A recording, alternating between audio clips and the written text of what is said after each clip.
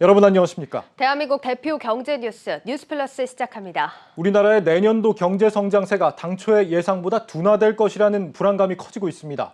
에너지 가격이 치솟고 외환 시장까지 불안해지고 있어서입니다. 이런 우려 탓에 국내외 주요 연구기관들은 일제히 내년도 국내 경제 성장률을 낮춰잡기 시작했습니다. 한창률 기자입니다.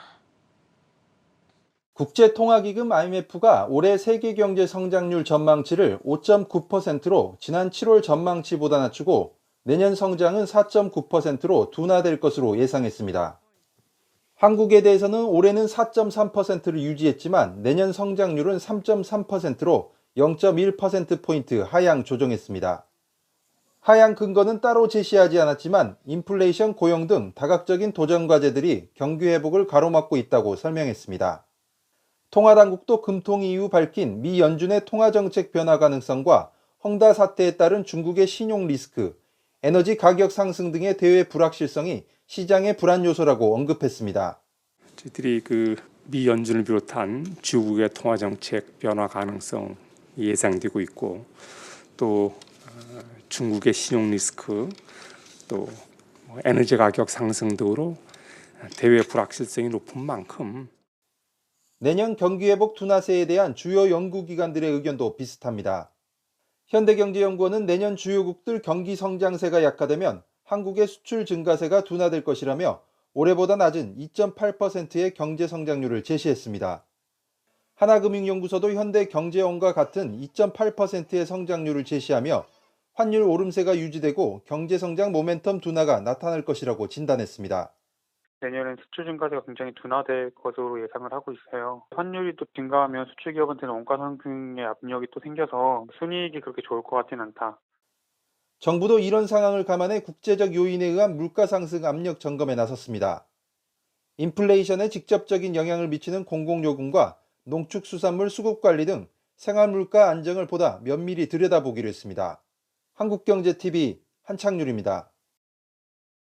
올해 초 1,100원대에 머물던 달러 대비 원화 환율은 이달 들어 1,200원 선까지 치솟고 있습니다.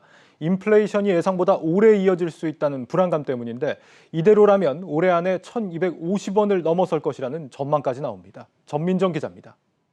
원달러 환율이 1,200선을 넘보고 있는 건 대외 악재로 인한 달러와 강세 영향이 큽니다. 현재 국제유가 상승에 따른 인플레이션 우려 고조, 미국의 테이퍼링 가시화, 중국 전력난과 헝다 사태 등 여러 악재가 금융시장에 쌓인 상황입니다. 환율이 1,200원 상단을 이미 뚫은 만큼 연말까지 1,220원에서 1,230원까지 오를 수 있다는 게 전문가들의 공통적인 전망. 시장 일각에선 위험 회피 심리가 급격히 쏠릴 경우 환율 고점인 1,250원까지 움직일 수 있다는 예측도 나옵니다.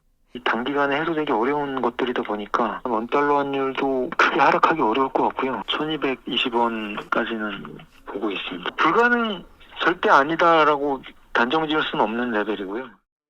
급격한 원화값 하락으로 전반적으로 달러 가치가 더 오를 것이라는 심리가 우세해지면서 기업과 개인의 달러 예금도 급증하고 있습니다. 지난 7일 기준 5대 시중은행 달러 예금 잔액은 573억 2천만 달러로 지난 8월 말보다 30억 달러나 늘었습니다. 다만 전문가들은 달러당 원화값 1,190원대에서 추가 매수하는 것은 신중해야 한다고 조언합니다. 지금은 어느 정도 차익 실현을 하고 나오라는 분들도 있어요. 1,200원대까지 그 이상 올라간다는 건 좀 짧은 기간에 오를 거고 연말 지나면은 다시 하락 추세가 오를 것 같아요. 지금 투자하기는 좀 추가 매수하는 거는 좀 신중해야 되지 않을까.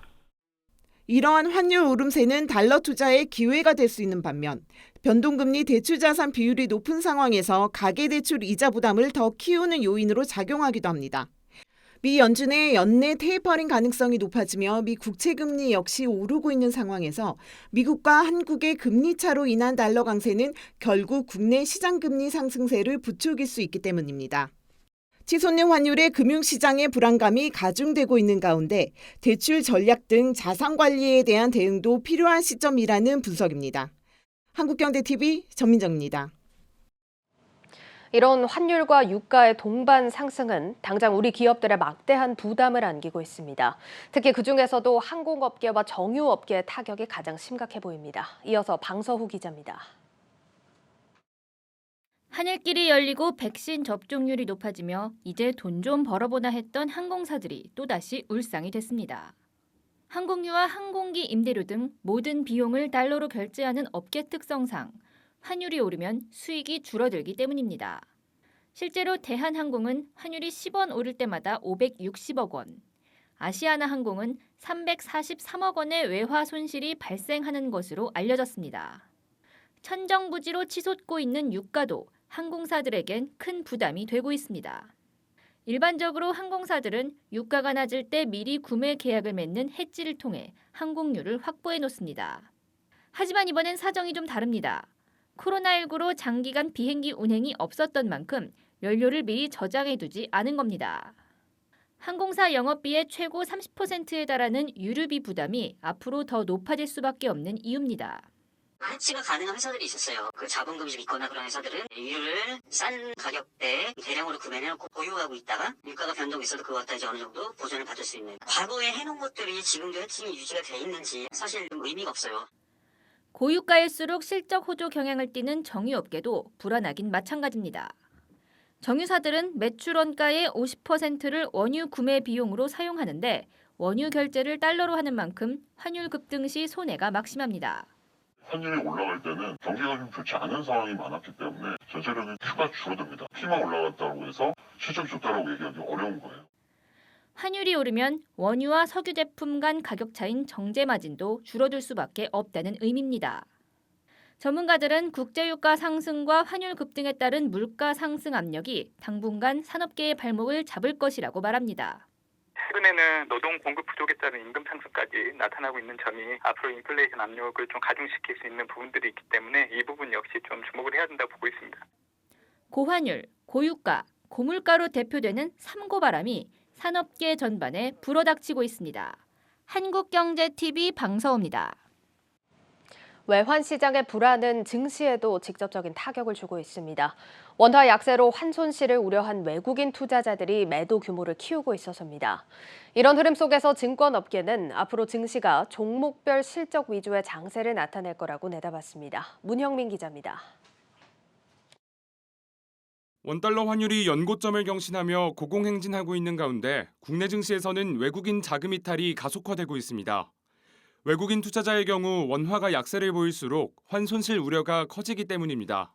환율이 1,200원까지 왔잖아요. 그런데 올해 대외 수지가 개선되고 이런 좋은 경제 환경이 만들어지고 있는데 연초 대비 지금 환율이 10%가 절하되어 가고 있다는 겁니다. 외국인 입장에서도 가만히 있어도 손해가 보는 상황인 건데. 증권업계는 특히 최근 불거진 중국 전력난 이슈가 원달러 환율 상승과 외국인 매도세 확대에 불을 지폈다고 평가합니다. 최근 중국의 석탄 수급 문제로 석탄 가격이 많이 올랐고 이러한 원자재 가격 상승이 우리 증시의 변동성을 키웠다는 겁니다. 이러한 이유로 지난달 4개월 만에 순매수세로 돌아섰던 외국인은 이달 들어 국내 증시에서 2조 원 이상을 순매도했습니다. 우리 증시에서 30%가 넘는 비중을 차지하는 외국인의 매도 규모가 확대되자 지수는 크게 휘청거리는 모습입니다. 7월 초 3,300선 안팎을 유지했던 코스피 지수는 하락세를 이어가며 이달 초 3,000선 아래로 주저앉았고 지난 12일 장중한 때 2,900선이 붕괴될 뻔했습니다. 당분간 원달러 환율이 진정되지 않을 것으로 예상되는 상황에서 증시 전문가들은 종목별 실적 위주의 장세가 펼쳐질 것이라고 전망했습니다.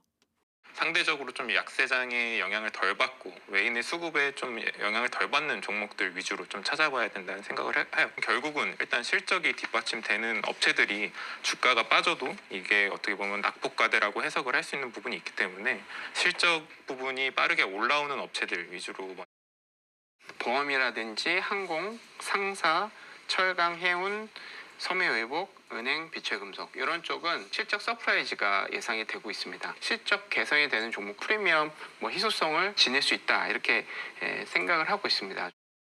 파죽지세로 치솟고 있는 원달러 환율에 외국인의 셀코리아가 가속화되자 우리 증시의 근심은 더욱 깊어가고 있습니다. 한국경제TV 문형민입니다.